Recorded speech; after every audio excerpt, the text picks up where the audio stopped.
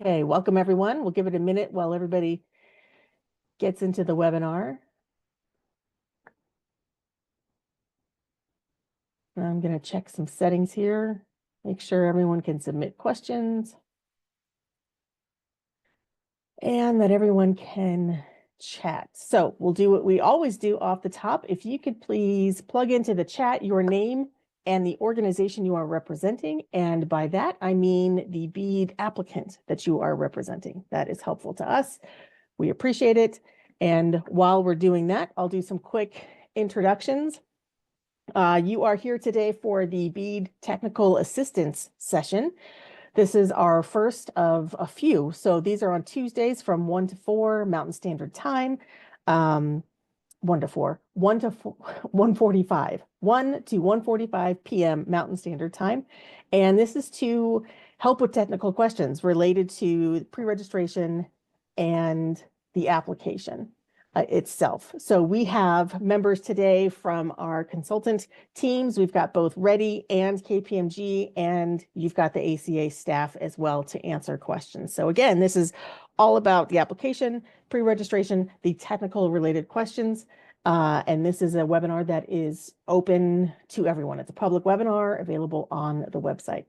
We should be recording. We are recording. Great. All right. So what we're going to do, we've got everybody who have plugged their questions, not their questions, but their names into the chat, which is great. We're going to ask for questions to go through the Q&A portion. So I will now disable that chat, and all questions, again, will go through the Q&A. So this is your time to ask us questions. Let us know where you might be having difficulties or need some clarification. All right. So I see first here is from John Moody, and it's in the Q&A. Thank you. If a fiber project includes alternative LEO for outliers, which makes it a non-priority project, is it mandatory that it be submitted in round 1, or can the applicant wait until round 2 since it will not be considered in round 1 anyway? Thank you.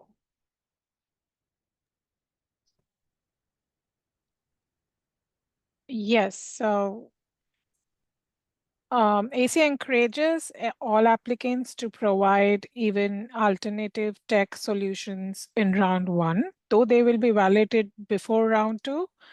We are kind of looking at a comprehensive evaluation of whatever technologies are provided in round 1. So we would suggest that you would provide that during round 1 itself.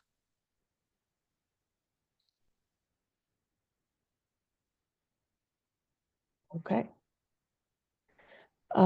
Here's one from Xavier, which I think he's from Airbeam. We seek clarification on the reference price assigned to each project area by the ACA. Specifically, we would like to understand derivation methodology, purpose, and application.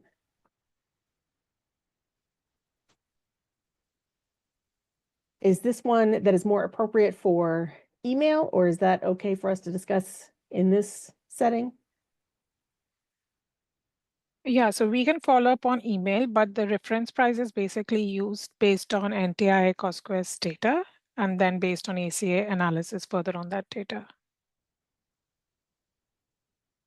All right, so Xavier, if there are more specific questions, you can direct that to the broadband inbox. I'm putting that into the chat here.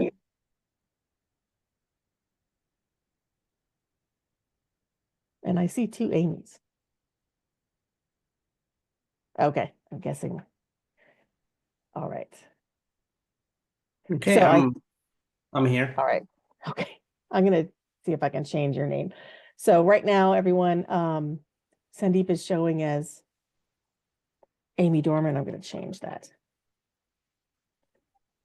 Sandeep, we just had a question. Want to make sure that we're providing all the details we can. So a question came in seeking clarification on the reference price assigned to the project areas from ACA, specifically the derivation methodology and the purpose and application. So that is in the Q&A, and Divya was able to touch lightly on that. We wanted to find out if we can go in more depth, or is that something for email? Sorry, Kelly, I'm trying to find the question. Okay, so if you click on that Q&A box or like That's at the what I bottom? did. I see a question from the first one from Javier. Is that what you are asking? Yes. Okay, perfect. I'm okay. Let me answer with the sequence. So the first question we have from Javier, it says that we seek clarification on reference price assigned to each project area by Arizona Commerce Authority. Specifically, we would like to understand the derivation methodology. How does ACA determine the reference price for each project area? What factor and data sources are considered into this calculation? Purpose and application. How should applicant utilize the reference price in their proposal? Is it intended as benchmark for budgeting, a cap on funding request, or competitive evaluation purposes? Okay, great question. Javier, I'll try to answer your question, and if you have any follow-up, we'd be happy to unmute you and discuss from there. Please do note that this is a procurement phase, and we have to keep the integrity of the procurement, and we will not get into details about the project area and funding because this is an open webinar, and only pre-approved vendor has access to those fundings you are referencing about. So please keep that confidential. Thank you so much. To answer your question, the first question, how did ACA determine those reference price? ACA did not determine those reference price. Those reference price directly came from NTIS cost modeling. The way it worked, as you are probably all aware, that FCC hired a contractor to manage or doing the gatekeeping for the mapping data called CostQuest. And CostQuest basically is responsible for managing all the version of the maps and also responsible for creating a cost modeling for any upcoming broadband funding, which including BEAD or any funding you will be seeing in future.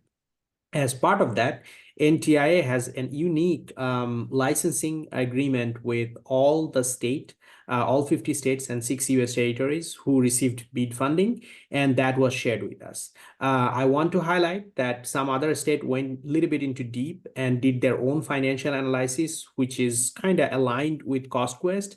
However, ACA did not do that. We basically took the reference price from CostQuest and used that into our project area calculation. Which factors and data was sourced? From a factor standpoint, as far as I know, CostQuest has considered terrain, geography, the low density and high density of the household or broadband serviceable location, existing asset in that particular area. That means if there is any open access middle mile network which was in that particular area, and also competitiveness was considered into this process. Before we get deep into this process, I just want to make sure that you are all aware that this is a unique license between state broadband offices, and this was only shared with the state broadband offices for every single state broadband office. Okay. So No. sorry, let me continue. It got a little bit I muted myself. So it will not be shared with any of the subgrantee, and that's the unique version of the license. I want to also mention that ACA reserved the right of changing the benchmark during the negotiation time. We can add some extra value on extra financials on top of that. But this is a benchmark at this point, and this is the ceiling. So one of your second question, Javier, was basically, is this a ceiling or what kind of cap is that? So that's the maximum amount of subsidy. I want to be very clear. That does not include the 25% matching or more matching coming from an ISP side. That does not include, that only has the highest amount of subsidy we can provide on your side. I see a lot of question around that. So I would add another example on top of that. If our subsidy is maximum subsidy for that project area is $20 million, and we are asking you to provide or requesting all the ISPs to provide a fiber to home connectivity network design, and you feel that $20 million is not enough, which we do also recognize. In that case, you can provide a mixed technology application. That means fiber, you can define outliers, and then offer to connect those outliers with fixed wireless technology or anything. So the opportunities are abandoned here. It's the question, how do you design the most optimal network within the benchmark we have provided, and along with the minimum 25% matching? If someone, an ISP, wants to provide more than 25% matching and wants to go up to 30% or 40%, that's really welcome from state broadband officer side. If our subsidy and your higher matching can combine and provide fiber to home connectivity for every single household in that particular area, that's awesome. So I hope I answered your question. If you have any follow-up, please feel free to raise your hand. Otherwise, I'll move to the next question.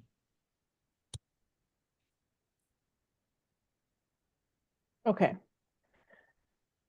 Next question from Zachary Cochran. Does the underlying reference use post-challenge locations, or does it rely on BDC since it's a CQA model?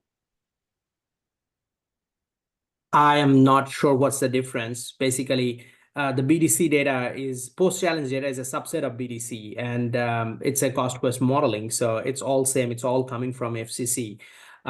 So to answer your question, yes. Okay. Next question, Kate Sneed. If our subsidy request for a PAU is significantly higher than the reference price for the PAU, should we still apply, or will our application not be scored? Is that a disqualifier? It's not a disqualifier, but you will significantly receive a really, really low point in the scoring. I would refer it back to the scoring criteria in the application guidance and volume 2. You will basically receive really low score. A piece of advice for all our stakeholder friends in this call, I would say please closely follow the line of subsidy, maximum subsidy available. You want to keep yourself within that range to basically score higher, but consider proposing alternative technology, like a mix of fiber technology and other alternative technology. We cannot recommend you. That's your choice, what you want to do. But basically following the subsidy amount closely is one of the criteria I would say would be better for a state broadband office, and would be great for a scoring. The moment you cross that amount, basically you lose score significantly at that point. Okay. Sorry, yes. Kelly, go to the next question. Can I also highlight one thing for you, Kate? Look, if an ISP is the only applicant for a particular area or particular project area, and yours is way above the benchmark cost or above the benchmark cost, that will force us to basically sit down in a discussion with you. So that's a discussion for future. If you are not the only applicant and there are multiple applicants, of course, we'll go with the best case scenario. So that's why I'm not discouraging anyone to submitting an application, even though if it's way above the benchmark. So please do submit the application. That might open up an option. If you are the only applicant for that project area, that might open an option for us to negotiate with you and probably bring down the cost by mixing alternative technology and everything. So I would highly recommend that. So please go ahead and apply. All right. Teresa Ferguson has a question. I think Richmond's going to take it. Yep. So Teresa's question is that she noticed that she said, hey, I saw there was 317 questions. Now I'm seeing 254. Were questions removed? What's going on with that? So none of the content has changed, but there's a couple factors here. One is there are questions where if you answer yes or no, say if the question is, did you provide this on your pre-registration? If you answer yes, those questions will disappear. You don't have to answer them. So that's going to change it. And the other one is we got some feedback that some of the way we're numbering the calculated fields was confusing people. So we changed that. So what I would recommend is having the BEAD application guidance the ACA has provided open next to the application. None of the questions have changed, but we will, if we get feedback, we'll continue to tweak things a little bit, but the substantive answers, the responses, what will be recorded in your application has not and will not change throughout this process. Perfect. Thank you, Richmond. Yeah, I'll plug the link to the guidance in the chat as well. It's on our website. I'll plug that in there. The next question is from Chad. Will a list of all pre-qualified applicants be publicly available prior to the closing of round one apps? Yes, so we are working on it. It will be posted on our website. So you will expand. We are hoping to publicly start updating them every week as we go along in the process. So not even before round one, probably by next week, you will see a list posted on the website. Again, I just want to make sure that it's not mandatory. I know other states are doing that. We intend to do the same thing, but I would recommend to look for an update from Kelly. Okay. Next question is, it's Zach who had asked that question about BDC. And then let me know if we need to unmute Zach. But Zach's question, there are significant differences between BDC availability and post-challenge in some cases. Locations were challenged into eligibility. That is, BDC shows served as of 6:30 and even earlier, but locations are eligible. Jack, I think we answered this question through email as well, and I will. This is an application webinar, so I'll not get into details about the challenge process. But just an FYI, our challenge process data was based on the evidence which was submitted, and rebuttal, acceptance, and everything was heavily reviewed by NTIA, and our challenge process data was approved, and we have the approved challenge process data on the website. None of the state who so far launched the program has closely followed the BDC data. BDC data is a baseline. Challenge process data is state's way to verify which locations are eligible. So I want to reiterate again one more time. The challenge process data is final. It's approved by NTIA. That's which was imported into the portal at this point. If there is a question about eligibility, it's too late.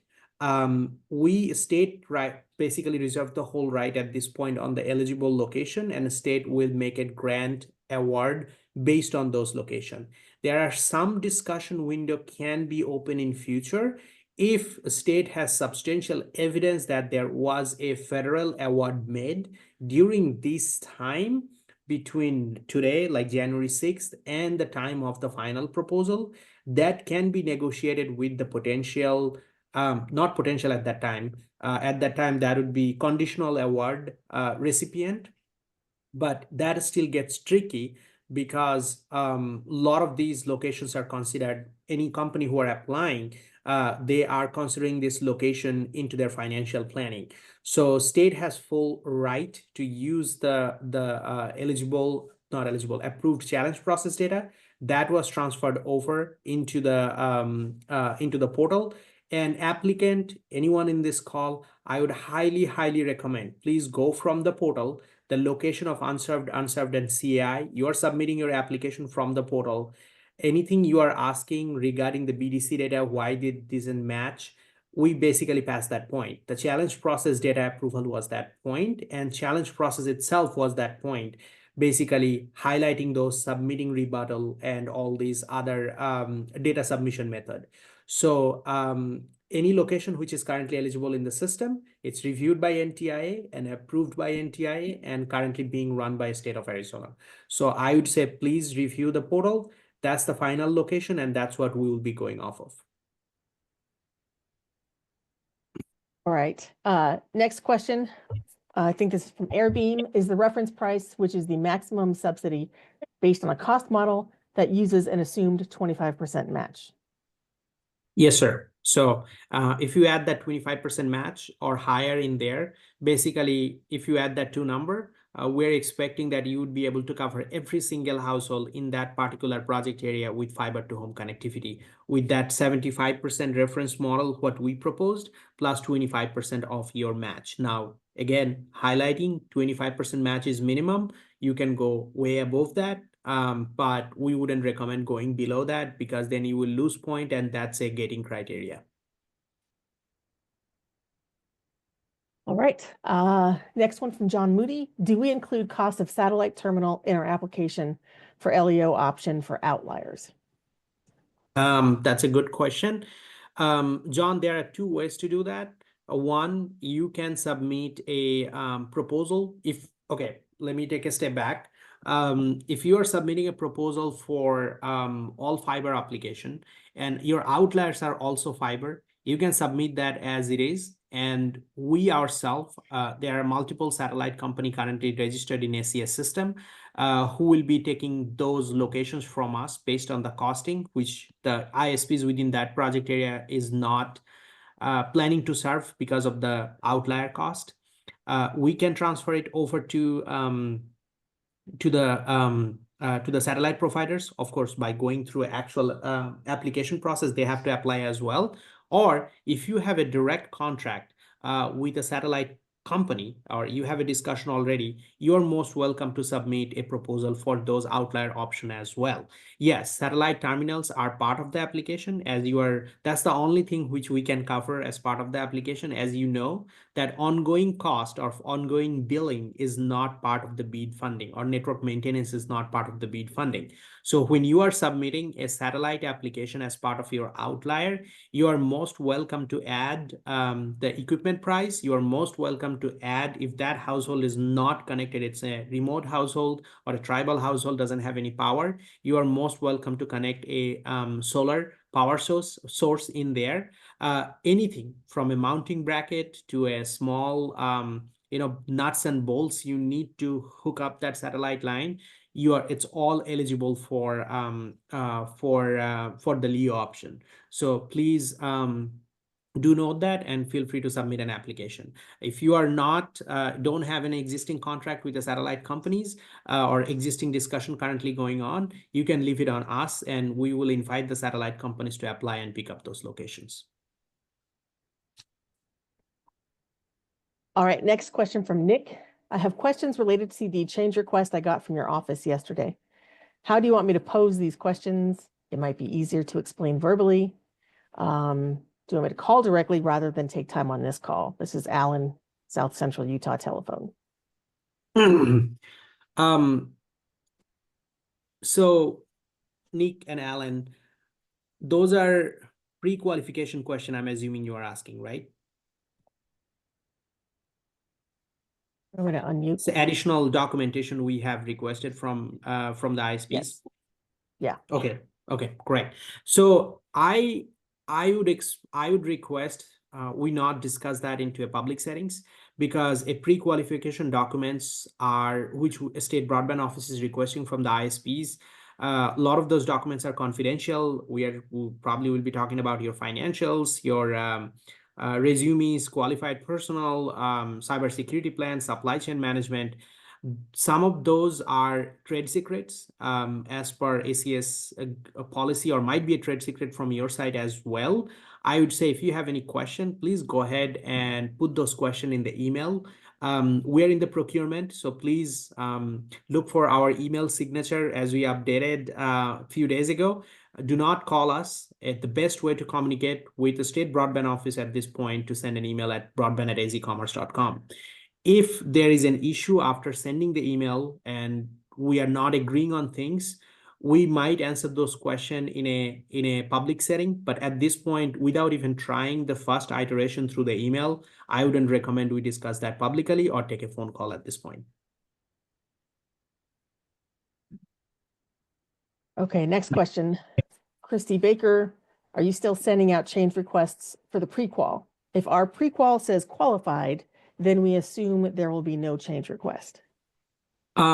So here's what's happening, and I want to be very respectful to folks. If we do not approve, and I want to use this opportunity as an example. If you look at our neighboring state or any other state, everyone is running the procurement in a different way. Some states, they are basically saying the pre-qual, they close it before round one and no more application will be accepted. We as a state broadband office here in Arizona wanted to be very lenient about that. If a new company is coming into play and we're midway in round one, I think the equal opportunity should be provided to everyone. So once we accept your account request in the portal, you are submitting all the pre-qual documentation. Please do note, if we don't approve you or conditionally approve you in the portal, you will not have access to the application. We wanted to avoid that. Anyone who submitted pre-qual and completed at least 80-90% of the work, and there are a few documentation which we are not agreeing or we need additional information, we approved in the system. Those are conditional approval. There is no way in the portal, there is a to notify you all about those conditional approval without approving. If I want to send the notification through the portal, what's going to happen, you won't be able to see that I cannot approve you fully, or state broadband office cannot approve you fully, and you won't be able to see the applications. So that's why we are sending those pre-qual as a form of letters for additional documentation. So wait for the email. You will have time to respond. We're giving specific timeline for every single applicant to provide those additional documentation. So that's a standard process, and we will attach some condition towards that. If you are submitting a pre-qual missing some documentation and did not provide that before the timeline was assigned to you, your grant application will be put on pause at that time. So we would highly recommend you. There are some documentation we can always discuss, go back and forth, but there has to be some kind of memo or documentation, even though if that's not readily available at that point, if it's coming later on, then we need to collect that. I want to be also very clear, some of the pre-qual documentation like matching letter and everything else, if those are scoring criteria, we definitely have to collect that from you before round one closes. So please, every single letter is different. Not all ISPs across the board are missing same information. So we will send you a round of letters and where you will be responding to us. And if you have any question, respond to that same email and let us know that what's your opinion on things, and we can discuss from there. All right, next question from Teresa Ferguson. So to reiterate, an FTTP applicant should show the cost per BSL for the majority of the BSLs and provide the outlier cost. And ACA will remove those BSLs and negotiate with satellite providers to serve those BSLs. The FTTP provider doesn't have to price out FW or satellite in their round one application, correct?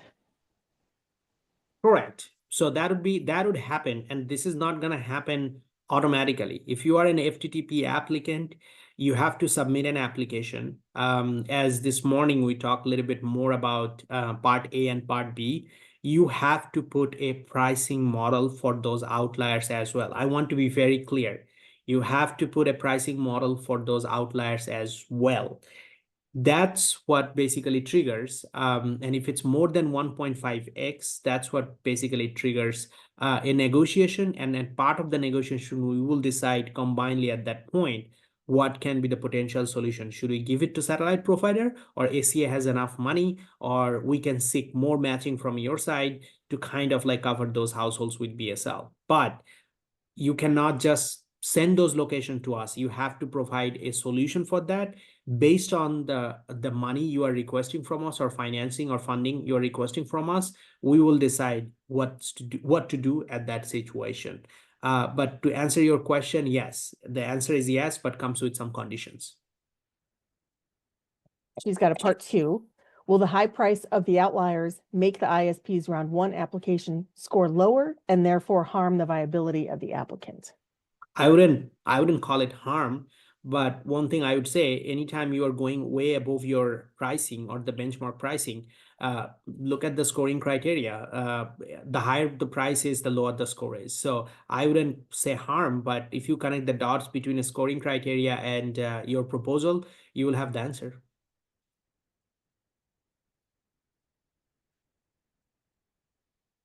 Okay, we've gotten all the questions that were in the Q&A.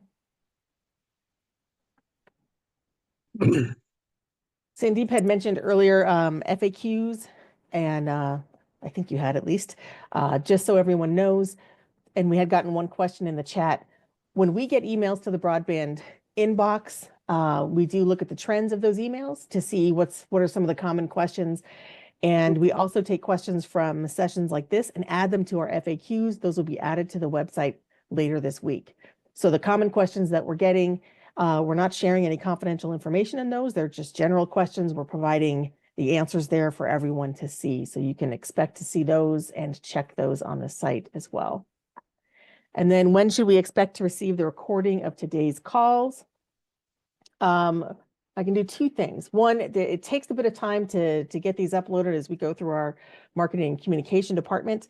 And I would say by the end of the week, today is Tuesday, by the end of the week, but I also can send out a link because this is a public session. So I will send out a link of the recording that you can access immediately. And I can send that by the end of the day today. All right. Another question, if we have a moment, we do. We have until 1:45, so we still have time. And that came in from Xavier or Frank. If you want to add that question, please do. Oh, I think it came in. Okay. The documentation suggests that applicants must demonstrate financial strength and the ability to secure a performance bond or letter of credit. Could you clarify if this financial qualification was assessed during the pre-bid phase, or will it need to be submitted again during the formal bidding stage?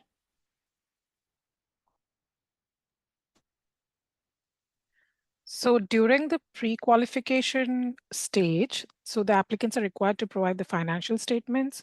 So ACA would be doing a financial evaluation of the statements. And in the application phase, it's more focused towards providing a commitment letter from a bank or credit union or a acceptable surety, indicating the financial capacity of the applicant in terms of providing either a 25% LOC, a 100% performance bond, or a 10% LOC or a 10% performance bond.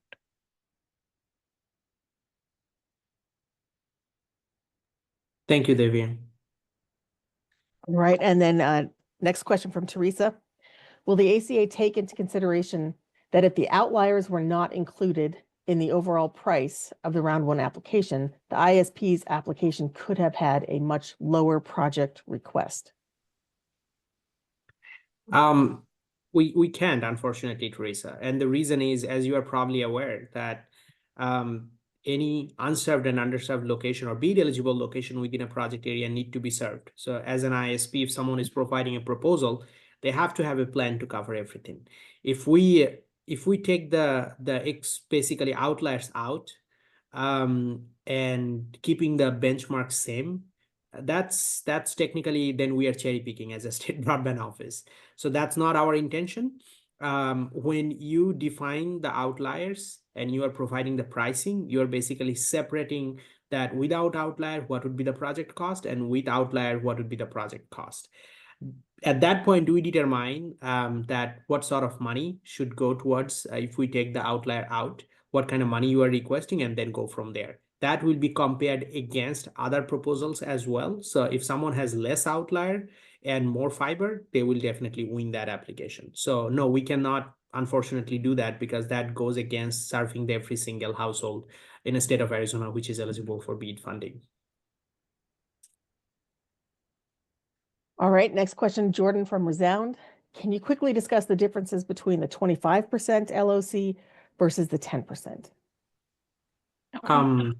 Divya, go for it. Yeah, I can do that. So the 25% LOC is based on the BEAD NO4. That was the initial requirement for all applications under the BEAD program. And since we received the BEAD programmatic waiver on the LOC requirements, the 10% LOC is the option under that waiver. So applicants are free to choose if they can provide 25% of LOC from a bank. And if they're opting for a waiver, they can provide LOC from a credit union for 25%. And if they're opting for the last option, they can provide either a 10% LOC from a bank or a 10% performance bond from an acceptable surety. So you have all the options available. Applicants are free to choose if they want to provide 25 or 10%. So in a summary, what happened when the NOFO came out, it was struck on 25%. There was no option or room to move the scale from left to right.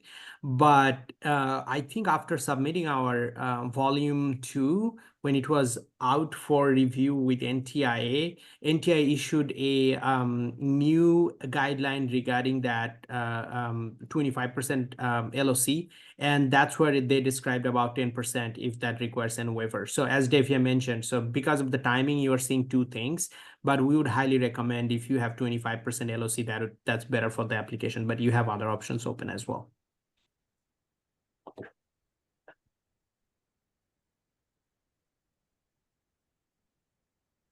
All right, our Our reimbursement, go for it.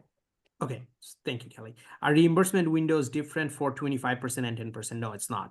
Reimbursement windows are going to be same.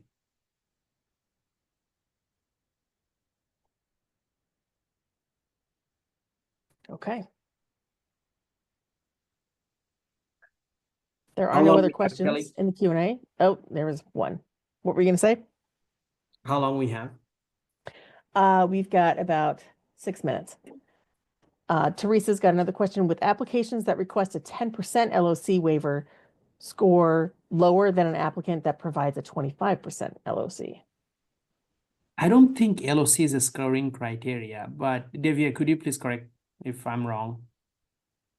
Yes, I mean, it's not under the scoring criteria, but we would highly encourage applicants to provide 25% LOC because it kind of indirectly links to the match provided by the applicant. Right.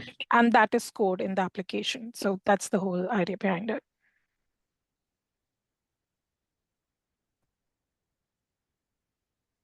Okay.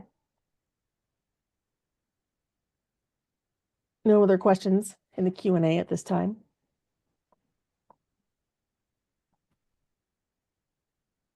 And maybe that means things are winding down, questions are answered, or people are frantically typing right now.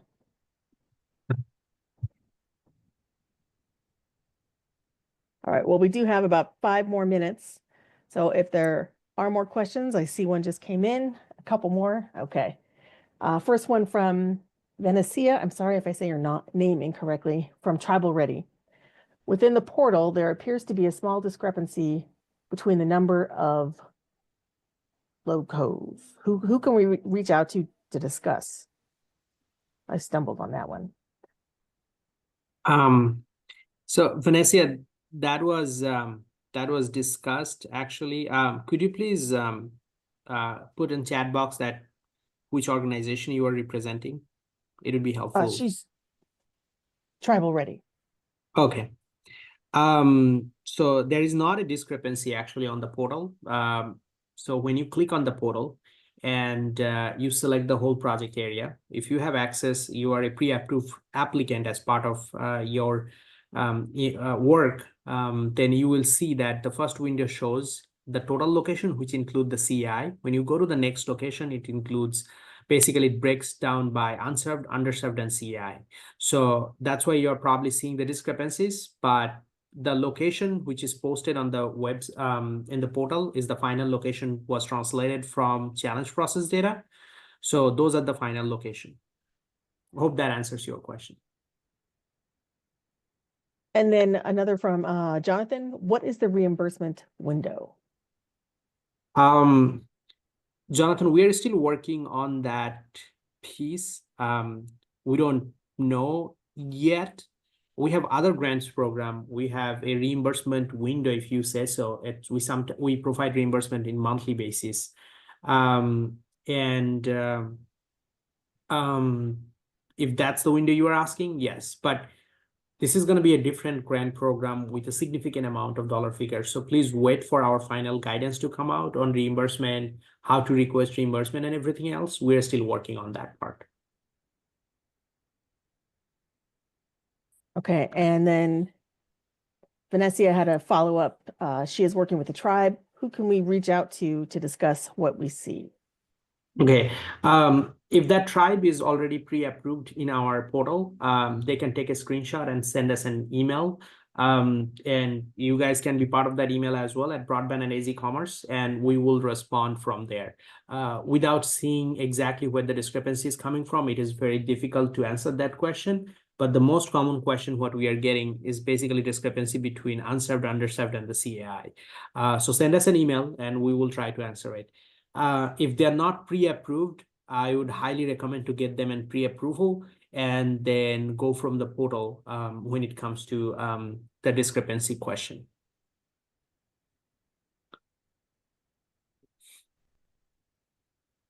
All right, no other questions in the chat or in the Q&A.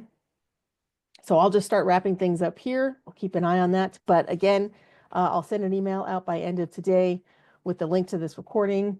And then it will be posted on our website, I would say by Friday. And then keep an eye out for those FAQs and information that we're posting as well after we have these sessions. Those are all posted on the website. That link is in the chat. Just click on that subgrantee application tab, scroll down, all the information you need is there. Sandeep or Amy or anyone, anything else to add? There is one last question that just came in. But if there are other things to add from ACA, Ready, or KPMG, please do let me know. From Christy at WeCom, please include the transcript if possible when you send out the email of the video. Oh, okay, I had not done that before and we'll make a note of it. Okay, that's it. Thanks for joining us, and we'll have another session same time next week. Thanks, everyone.